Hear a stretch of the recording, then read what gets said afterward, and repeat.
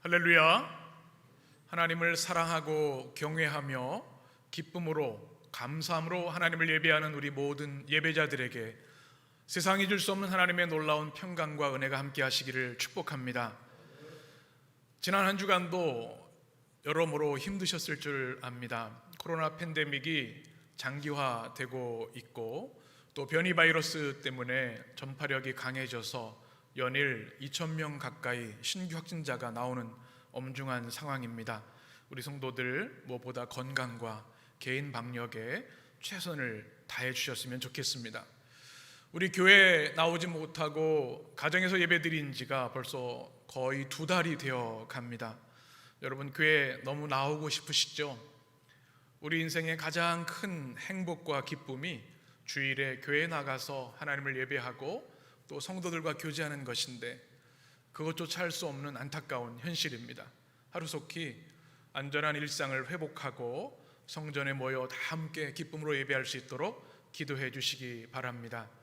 우리 해림교회는 코로나 팬데믹 장기화 그리고 위드 코로나 시대를 대비해서 온라인 사역을 더욱더 강화하고 있습니다. 이런 이름을 지어봤습니다. 해림 온라인 사역입니다. 자막을 보시면 온라인이라고 하는 것이 온라인과 오프라인을 함께 한다는 것이죠. 앞으로는 우리가 이 코로나 팬데믹 사회에서 하나님을 교회에 나와서 예배하고 또 함께 교제할 뿐만 아니라 우리 모든 성도들이 주중에도 온라인을 통해서 함께 주님을 예배하고 또 영적 훈련을 우리가 게을리해서는 안 될 줄 압니다. 교회에서 진행되는 이 좋은 프로그램들 또 예배, 유치부, 어린이, 청소년, 청년 예배, 우리 주중 예배, 주일 예배, 여러분 이제는 우리 해림 미디어 교회다, 온라인 교회다 생각을 하고 매일 우리 교회 홈페이지에 방문하시고 또 우리 유튜브 채널에 방문하셔서 은혜의 통로로 꼭 삼아 주시기를 바랍니다. 세계가 많이 변하고 있습니다. 코로나 이전과 이후가 많이 달라지고 있는데요. 이 온라인 교육이 더 강화되고 또 확장되고 있습니다. 제가 가끔 이제 공부하는 채널 중에 edx.org라는 그 홈페이지가 있습니다.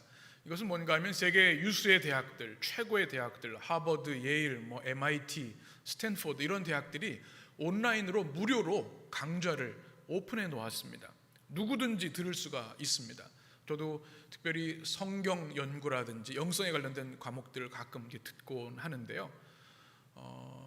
다음 사진도 보시면 이렇게 조금 이제 수업을 다 듣고 또 비용을 일정의 금액을 내면 이렇게 서티피케이트도 수료증 같은 것도 받을 수 있는 그런 시대가 되었습니다. 스탠포드에서도 그렇게 하고 있고요.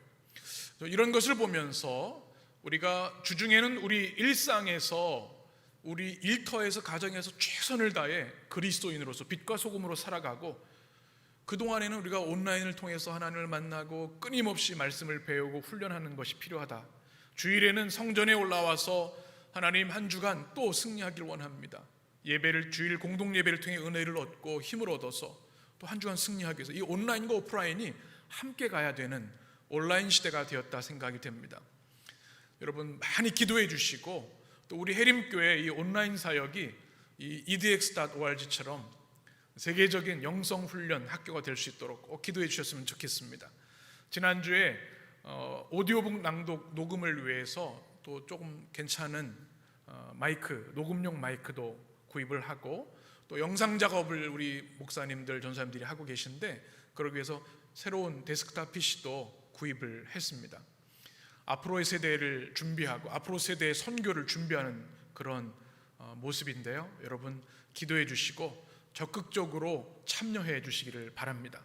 앞으로 어떻게 하면 우리가 이 팬데믹 시대에 주중에도 하나님의 말씀을 배우고 훈련을 할 것인가라고 하는 고민을 하고 있고요.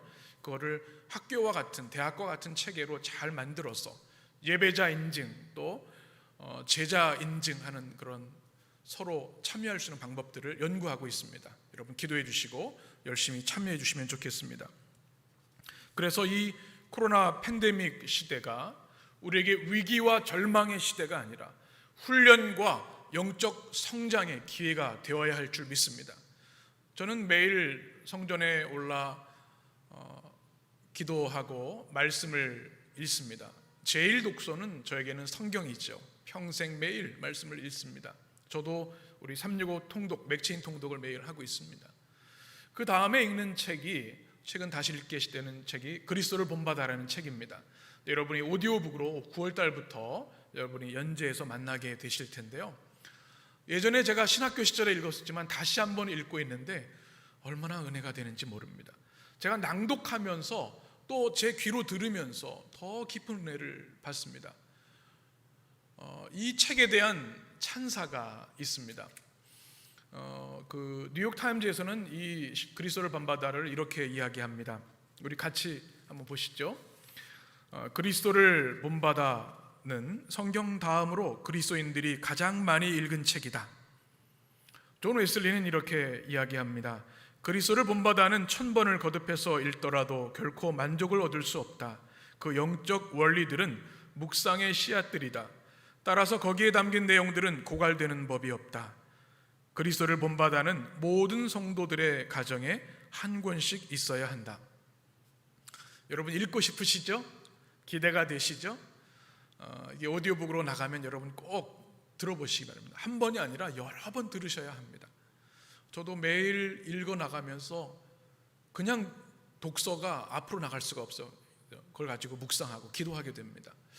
그러면서 제가 깨닫게 되는 것, 토마스 아켐피스라는 이 15세기의 수도사가 벌써 600년이 지났는데 그 600년 동안 수많은 그리스도인들을 참 그리스도인으로 이끄는 영적 가이드가 되었다는 사실이 놀라웠습니다.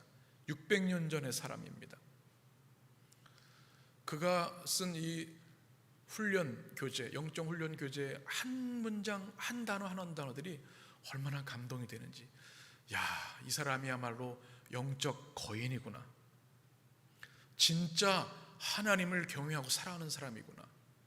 정말 오직 말씀으로 살아가는 사람이구나. 그가 쓴 모든 훈련 교재가 다 말씀이 녹아져 있습니다. 감동을 받으면서 이런 생각을 했습니다. 15세기에 교회가 타락하고 수도원이 변질되었을 때 이 암흑의 시대에 이 토마스 아켐피스가 복음의 등불을 불켰다는 것입니다. 이 팬데믹 사회, 어렵고 모든 것이 어두워 보이는 시대에 하나님은 또 한 사람의 토마스 아켐피스를 기다리고 계신 줄 믿습니다. 그런 기도를 합니다. 하나님, 우리 해림의 성도들이 이 코로나 팬데믹으로 인하여 힘들고 어려운 시대를 보내고 있지만 영적 훈련과 성장을 거듭해서 토마스 아켐피스 같은 믿음의 거인들, 영적 거인들이 해림교회 곳곳에 세워지게 하여 주옵소서. 여러분 그렇게 기도해 주시길 바랍니다. 우리가 영적 거인이 되면 세상 문제들은, 그 큰 문제들이 작아 보입니다. 그리고 하나님만 영광 받으시고 커지시는 거죠. 이 영성의 필요성이 이 시대에 더욱 우리에게 있는 것이죠. 우리가 함께 나누고 있는 이 팔복의 말씀도 마찬가지입니다. 팔복, 복 있는 사람, 어떤 사람이 복 있는 사람입니까? 영적으로 날마다 성장하고 주님을 닮아감으로 주님이 주시는 복을 누리는 사람이 복 있는 사람인 줄 믿습니다. 오늘 7번째 시간인데요, 오늘 말씀을 통해서도 하나님, 제가 영적 거인이 되기를 원합니다. 어두운 시대를 밝히는 믿음의 횃불이 되기를 원합니다. 이런 마음으로 주의 말씀을 받는 여러분 되시기를 축복합니다. 누가 복 있는 사람입니까? 오늘 본문 말씀을 같이 읽습니다. 화평하게 하는 자는 복이 있나니 그들이 하나님의 아들이라 일컬음을 받을 것이며. 아멘. 이 세상에는 가는 곳마다 분쟁과 문제를 일으키는 사람이 있는가 하면 분쟁과 다툼의 자리에 가서 상처를 치유하고 평화를 만드는 사람이 있어요. 오늘 예수님께서 말씀하시는 복 있는 사람 누구입니까? 화평하게 하는 사람, 평화를 만드는 사람입니다. 여러분 어떤 사람이신가요? 오늘 성경에 나오는 이 화평이란 단어를 먼저 이해해야 하겠습니다. 화평, 사전적 의미는 이렇습니다.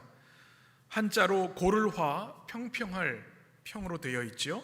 개인 간이나 나라 사이의 충돌이나 다툼이 없이 평화로운 상태, 이런 것을 말하고요. 또 평화라고 하는 단어도 씁니다. 평평할 평, 고를 화자, 이것도 전쟁 갈등이 없는 상황, 평안하고 화목한 삶을 말하죠. 또 우리는 평강, 평안이라는 단어도 씁니다. 그런데 오늘 성경에서 말하는 이 평강, 화평은 더 깊고 강력합니다. 구약은 우리가 잘 알고 있는 샬롬입니다. 샬롬은 완전한 하나님의 평화, 우리의 삶의 모든 영역에서 하나님 주시는 안전과 기쁨을 말합니다. 오늘 예수님이 팔복에서 말씀하신 헬라어로는 에이레네, 신약은 에이레네로 쓰여져 있습니다. 이것은 1차적으로는 전쟁과 폭동이 없는 상황을 말하지만 구원자이신 예수 그리스도께서 주시는 진정한 평화, 완전한 평화입니다. 예수님 시대에는 세 가지 평화가 있었습니다. 하나는 팍스 로마나, 로마 제국이 힘에 의해서 평화를 누리는 겁니다. 그런데 힘 있는 자는 평화롭지만 억압받는, 차별받는 이들은 진정한 평화라 말할 수 없지요. 또 스토아파가 말하는 평화가 있었습니다. 그것은 세상에서 떠나서 내적으로 누리는 평화를 말했습니다. 그런데 예수님이 말하는 평화는 다르죠. 샬롬과 에이레네는 우리의 영혼과 육신과 우리의 모든 관계에서 하나님 주는 진정한 평화와 구원을 누리는 것, 이것이 진정한 평화입니다. 바로 화평하게 하는 자는 이 주님의 평화를 누리고 확장하는 삶을 이야기합니다. 오늘 성경에 나와 있는 화평하게 하는 자를 헬라에서는 이렇게 표현합니다. 에이레노 포이오이스라는 단어입니다. 뭐냐면 평화를 만들다라는 뜻입니다. 주님의 주신 평화를 확장시킨다라는 의미입니다. 그 자가 복이 있다 주님 말하고 있습니다. 그런데 여기서 우리가 기억할 것이 있습니다. 누가 화평하게 하는 자가 될 수 있을까요? 내가 먼저 하나님과의 관계에서 평화를 누려야만 다른 사람에게 평화를 줄 수 있고 평화를 확장할 수 있는 것이죠. 이 순서가 중요합니다. 내가 평화를 못 누리는데 다른 사람에게 어떻게, 우리 가정과 사회를 어떻게 평화롭게 만들 수 있겠습니까? 로마서 5장에서 이렇게 말씀합니다. 우리 같이 읽습니다. 그러므로 우리가 믿음으로 의롭다 하심을 받았으니 우리 주 예수 그리스도로 말미암아 하나님과 화평을 누리자. 아멘. 우리가 가장 먼저 해야 할 것 무엇이에요? 하나님과 화평을 누리는 겁니다. 우리의 가장 급선무이고 가장 큰 축복입니다. 그런데 어떻게 우리가 화평을 누릴 수 있어요? 우리는 본질적으로 죄의 본성이 있기에 우리 힘으로는 화평을 누릴 수 없습니다. 하나님과의 관계, 뭐가 있기 때문에? 죄가 있기 때문에. 그래서 우리가 화평을 누리기 위해서는 로마서 5장 1절에서 말씀하신 것처럼 예수 그리스도로 말미암아서만 하나님과 화평을 누릴 수 있습니다. 이것이 중요합니다. 우리가 하나님과 화평을 지금 누리고 있는데 이 화평은 거저 이루어지는 것이 아닙니다. 엄청난 희생의 대가를 치른 것이죠. 예수님께서 십자가에 달려 죽으신 것, 그 보혈의 은혜를 우리는 늘 찬양하는데요, 주님의 십자가의 죽으심에는 또 한 가지 놀라운 은혜가 있는데 그것이 뭐냐면 화목 제물이 되셨다는 겁니다. 주님이 십자가에 죽으심으로 하나님과 우리 사이에 있었던 모든 죄가 허물어지고 죄의 포악함, 죽음의 잔혹성이 무너져 버려서 이제는 하나님과 화평을 누릴 수 있게 된 것입니다. 그리스도의 희생이 있기 때문에 우리는 하나님과 화평을 누릴 수 있는 것이죠. 사랑하는 여러분, 우리 주 십자가의 은혜를 우리가 영원토록 찬양하는 이유가 여기 있습니다.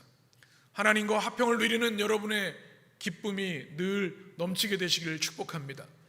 하나님과 화평을 누리지 못하는 사람은 참 비극적인 인생이지요. 아무리 세상에 많은 것을 소유하고 누린다 할지라도 하나님과의 화평을 누리지 못하면 참담한 것이기 때문에 그렇습니다. 비록 이 땅에 어려움이 있고 환난이 있다 할지라도 하나님과 화평한 자는 복이 있습니다. 왜요? 하나님이 주시는 구원과 영생과 천국의 선물이 있기 때문에 그렇습니다. 하나님 주신 이 화평의 은혜를 누리며 살아가는 여러분 되시길 간절히 축원합니다. 화평하게 하는 자는 바로 이 하나님과의 화평을 통해서 기쁨을 누리면서 그 화평을 나의 가정으로, 우리 사회와 공동체로 확장시키는 사람을 이야기합니다. 구약 성경의 이삭을 기억하시죠?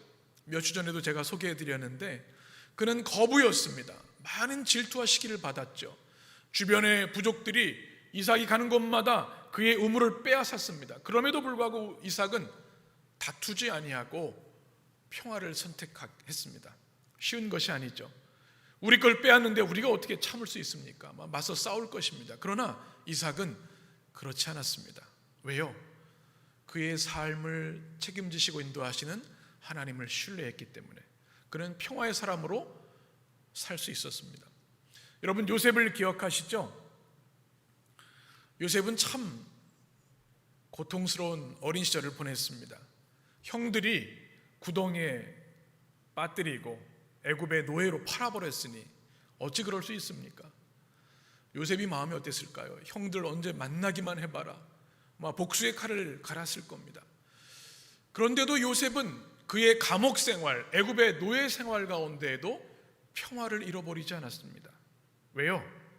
그 모든 순간 하나님과 신실하게 동행했기 때문에, 하나님이 주시는 평화를 감옥에서도 억울하고 가슴 아픈 상황 속에서도 빼앗기지 않았기 때문에 그는 평화의 사람이 될 수 있었습니다. 이스라엘의 가뭄이 들어서 형들이 곡식을 구하기에 애굽에 왔는데 그들이 팔아버린 동생 요셉은 애굽의 제2인자 총리가 되었습니다. 요셉이 그 형들을 바라보았을 때 슬피 울며 애통했지요. 어떤 마음이 들까요? 이제 복수할 기회다. 보통 사람 같으면 그랬을 것 같은데요, 형들에게 이렇게 이야기합니다. 창세기 45장 4절 5절 같이 읽습니다. 요셉이 형들에게 이르되 내게로 가까이 오소서. 아우 요셉이니 당신들이 애굽의 판자라. 당신들이 나를 이곳에 팔았다고 해서 근심하지 마소서. 한탄하지 마소서. 하나님이 생명을 구원하시려고 나를 당신들보다 먼저 보내셨나이다. 아멘. 어떻게 이런 고백을 할 수 있을까요? 원수 갚음과 폭력을 요셉은 택하지 않았습니다. 화평한 자로서 형들과도 다시 평화를 회복하기를 원했죠. 믿음 없이는 할 수 없는 일이고요, 화평하게 하는 자의 삶이 없으면 할 수 없는 일이죠. 이 시대가 참 험악하고 증오와 분노와 폭력으로 가득합니다. 그럼에도 불구하고 우리는 화평하게 하는 자로 살아야 할 줄 믿습니다. 하나님이 그들을 기뻐하시고 그들을 통해 영광 받으시기 때문입니다. 누가복음 2장 14절에 보면 이렇게 말씀합니다. 지극히 높은 곳에서는 하나님께 영광이요 땅에서는 하나님이 기뻐하신 사람들 중에 평화로다. 무슨 말씀입니까? 주님이 이 땅에 오신 이유가 뭡니까? 우리를 죄에서 구원하실 뿐만 아니라 우리에게 평화를 주시기 위해서 오셨습니다. 우리 주님은 평화의 왕, 로마 황제 칼의 평화가 아니라 사랑의 평화로 이 땅에 오셔서 우리에게 평화를 주셨습니다. 그런데 이 평화는 거저 얻을 수 있는 것이 아니었죠. 이사야 53장에 보면 이렇게 말씀합니다. 그가 찔림은 우리의 허물 때문이요 그가 상함은 우리의 죄악 때문이라. 그가 징계를 받음으로 우리는 평화를 누리고 그가 채찍에 맞음으로 우리는 나음을 받았도다. 아멘이시죠? 우리가 맞아야 할 채찍을 주님이 맞으셨습니다. 그래서 우리가 화평하게 하는 자가 되려면 이렇게 고난과 어려움도 감수해야 합니다. 주님의 십자가를 우리도 져야 합니다. 그럼에도 불구하고 그 평화를 만드는 일들을 해나갈 때 하나님은 우리에게 놀라운 복을 주시는데요, 오늘 말씀 9절을 다시 한번 읽겠습니다. 화평하게 하는 자는 복이 있나니 그들이 하나님의 아들이라 일컬음을 받을 것이며. 아멘. 여러분, 이 말씀을 들을 때 전율이 오지 않으세요? 어렵지만 예수님처럼 화평을 만들어가는 사람에게 복을 주시는데 어떤 복이냐면 하나님의 아들이라 일컬음을 받게 된다는 것입니다. 여러분, 감동이 되시죠? 저는 어린 시절이 참 행복했습니다.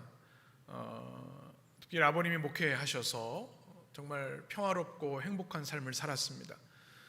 경제적으로는 그렇게 넉넉한 삶은 아니었지만 우리 성도님들이 목사님 아들이라고 얼마나 사랑해 주셨는지 볼 때마다 아이고 우리 작은 목사님 오셨네, 우리 목사님 아드님 오셨네 하면서 너무너무 사랑해 주셨습니다.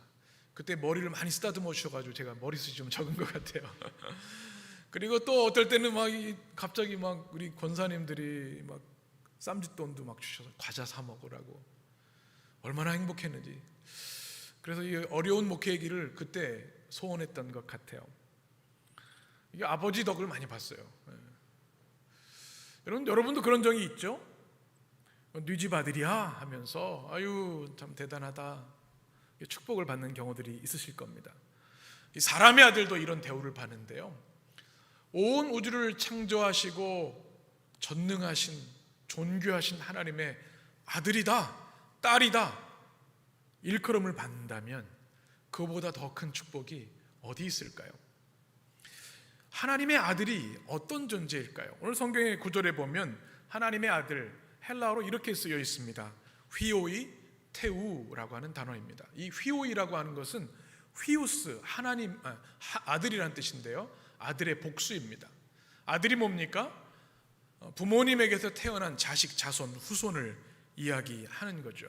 그런데 주님이 말씀하신 하나님의 아들이라 일컬음을 받을 것입니다 라고 하는 이 말씀은 우리 한글 성경에는 단수로 되어 있지만 헬라어로는 복수로 되어 있습니다.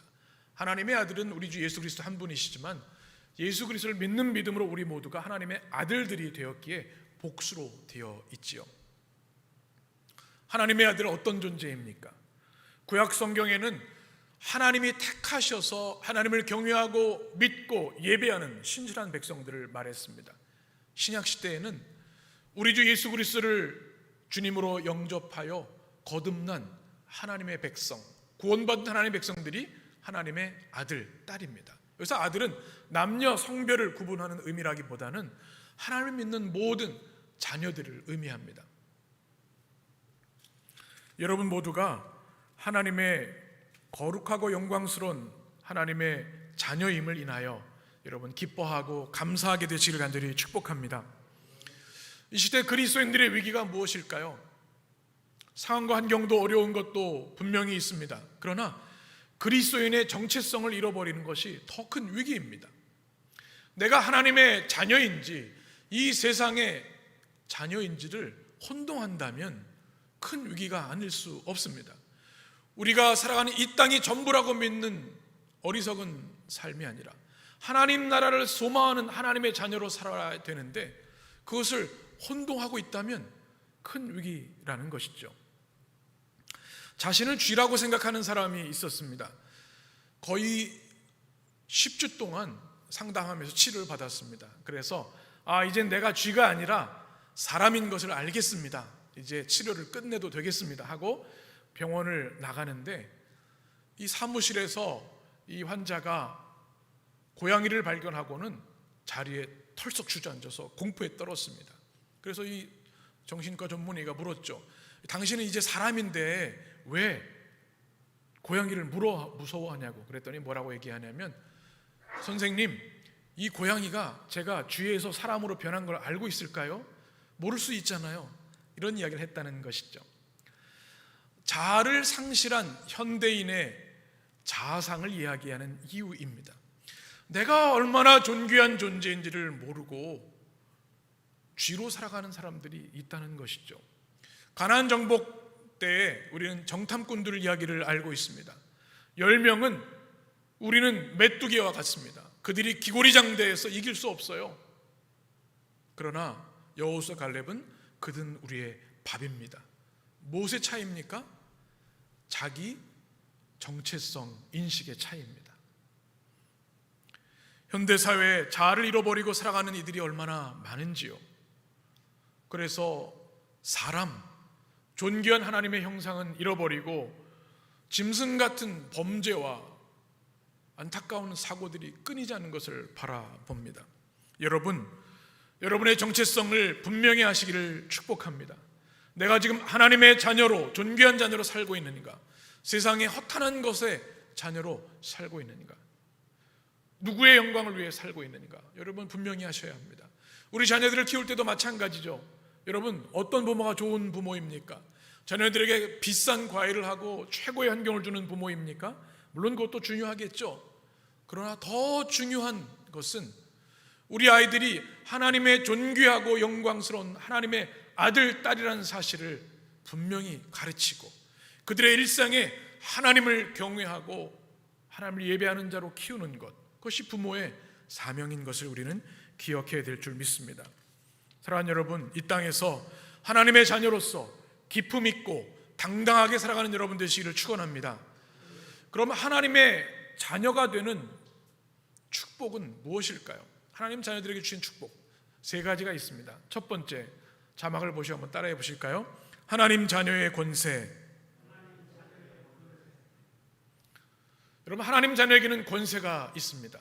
고대 왕들을 보면 왕자나 공주가 나이가 어려도 왕과 똑같은 힘과 권세가 있죠. 마찬가지로 하나님의 아들, 딸들은 놀라운 영적인 권세가 있습니다.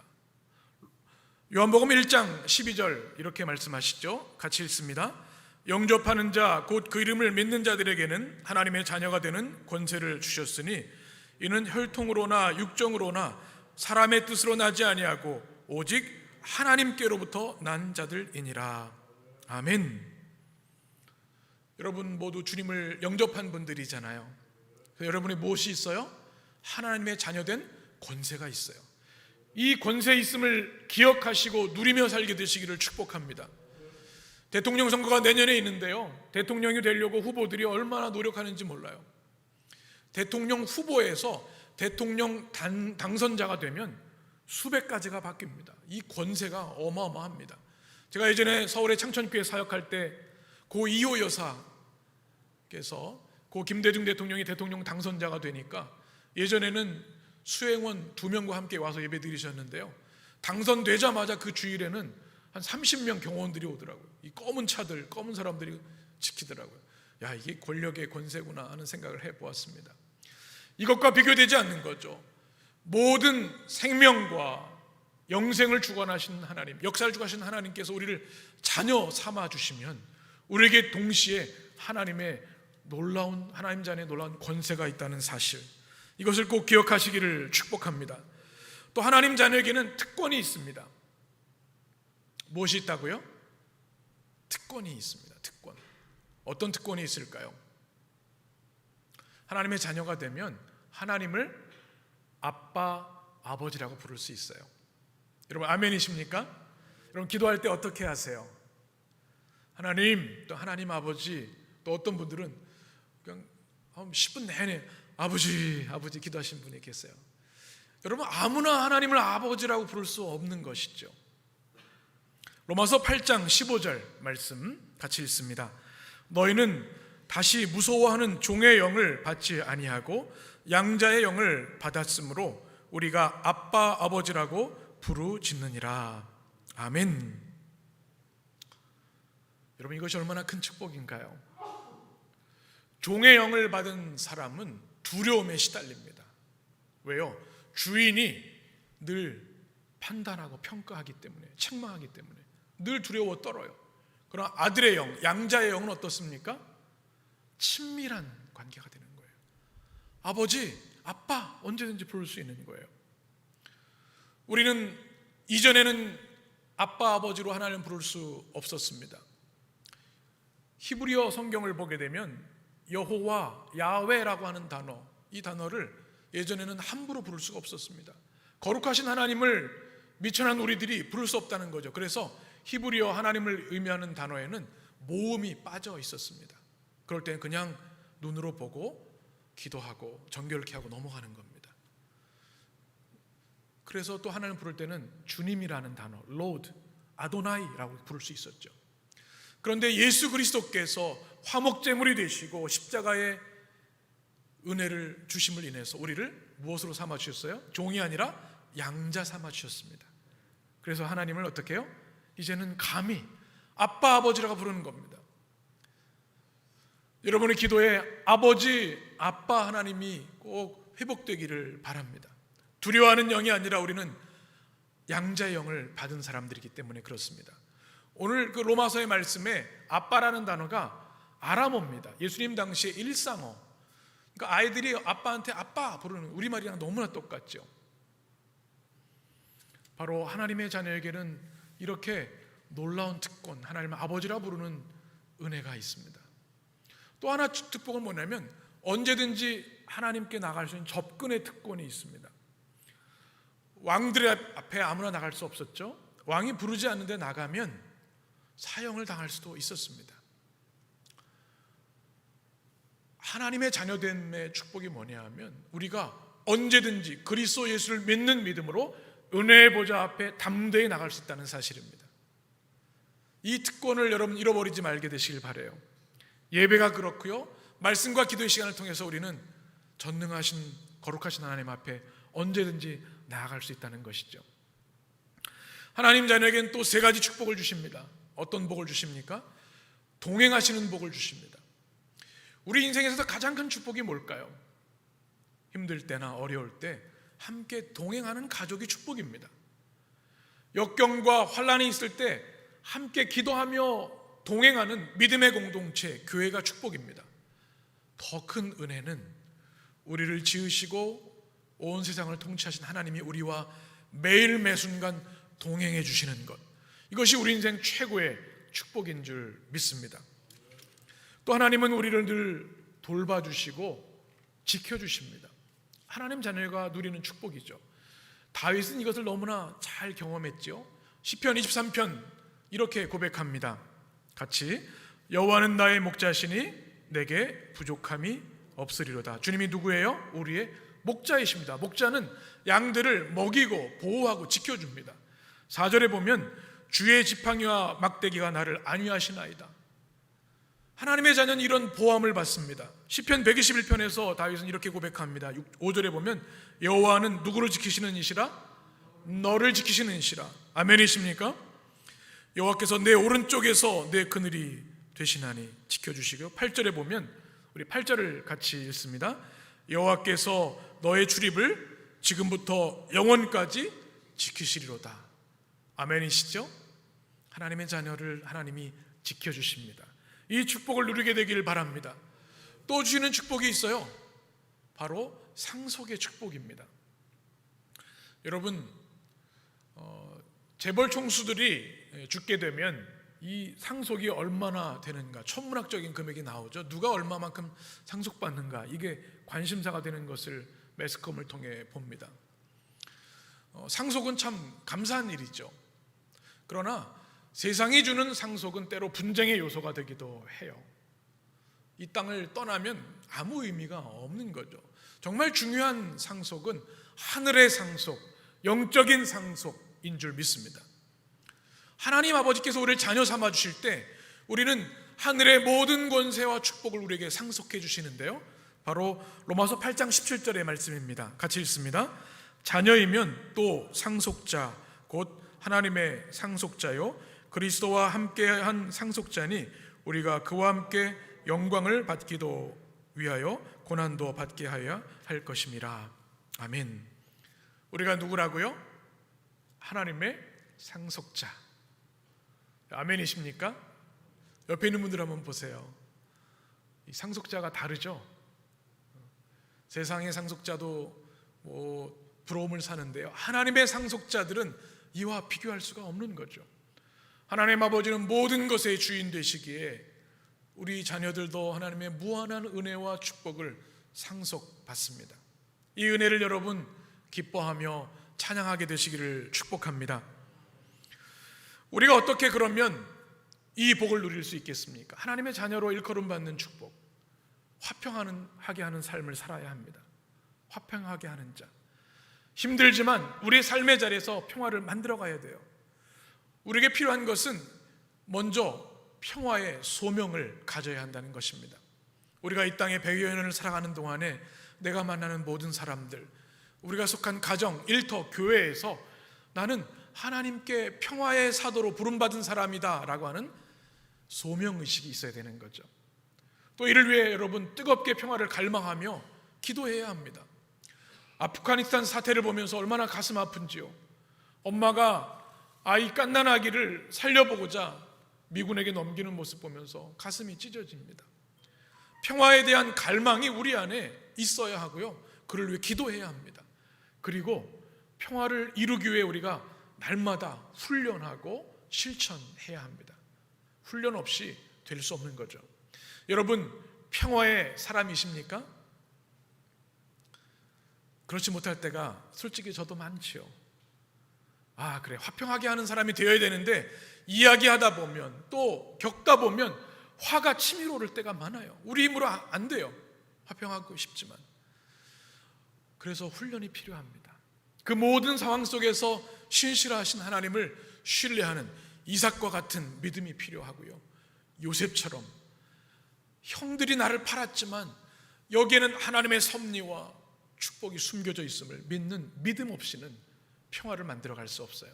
영적 훈련이 필요한 것입니다. 우리가 사는 시대를 보면 온갖 증오와 폭력, 테러와 전쟁의 시대를 봅니다. 과연 평화가 만들어질 수 있을까 하고는 의심이 들 정도입니다. 그럼에도 불구하고 이 혼란하고 평화가 없는 시대 가운데 하나님은 우리를 평화의 사람들로 부르셨습니다. 우리는 그래서 우리 삶의 자리에서 작은 평화를 심고 화평을 만들어 가야 합니다. 여러분, 보네퍼 목사님을 잘 아시죠? 독일 나치의 그 잔혹한 총칼 앞에서 그는 이렇게 고백을 했습니다. 화평하게 하는 자들은 모든 폭력을 포기합니다. 그리스도의 모습을 떠올릴 때 폭력적인 방법으로 얻을 수 있는 것은 하나도 없음을 알 수 있습니다. 주님의 왕국은 평화입니다. 주님의 제자들은 다른 사람들에게 고통을 주느니 차라리 고통을 견디는 쪽을 택함으로써 평화를 유지합니다. 화평하게 하는 자는 선으로 악을 이기고 전쟁과 징후의 세계 안에서 하나님의 평화를 확립합니다. 참으로 귀한 평화의 사람이죠. 우리는 마틴 루터 킹 주니어 목사님을 기억합니다.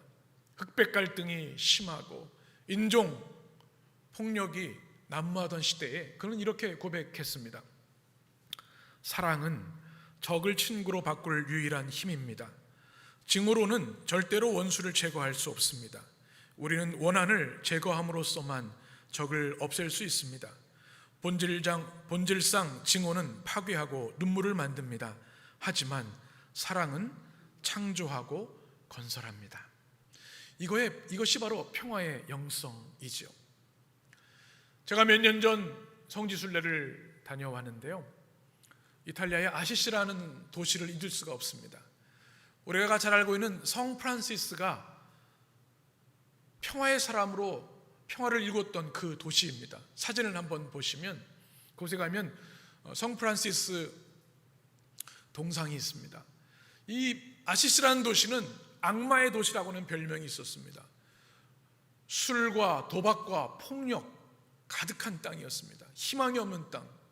그런데 평화의 사람 성 프란시스가 그 땅에 기도하기 시작합니다. 평화의 씨앗을 심기 시작하고 그 땅에 키스하며 평화의 사람으로 살아갑니다. 사람들이 그의 삶에 감동을 받아서 그 완악한 사람들이 변화되기 시작하고요, 이 성 프란시스의 일생을 통해 그 도시는 악마의 도시에서 천사의 도시로 변화되었습니다. 여러분, 성 프란시스의 평화의 기도를 잘 아시죠? 주여 나를 평화의 도구로 써주소서. 그 척박한 타락한 도시에 평화의 기도를 심었던 그의 모습이 오늘을 사는 우리들에게 큰 도전이 됩니다. 여러분의 가정, 우리의 일터, 우리 교회, 이 사회가 어떠합니까? 주님은 여러분이 서 있는 그곳에 이 보네퍼 목사님처럼, 마틴 루터 킹 주니어처럼, 또 아시시의 성 프란시스처럼 우리 모두가 화평하게 하는 자로 살아가기를 원하시는 줄 믿습니다. 우리 교회가 평화를 만드는 교회가 되기를 원하시는 줄 믿습니다. 오늘 주신 말씀에 이 시대에 우리 해림교회가 평화를 만드는 교회가 되어다오.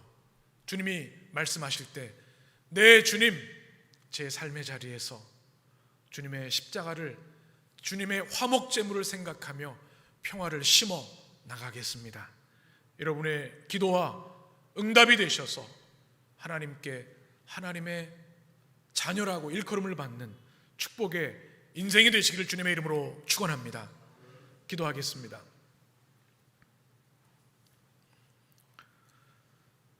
그의 십자가의 피로 화평을 이루사 만물 곧 땅에 있는 것들이나 하늘에 있는 것들이 그로 말미암아 자기와 화목하게 되기를 기뻐하심이라.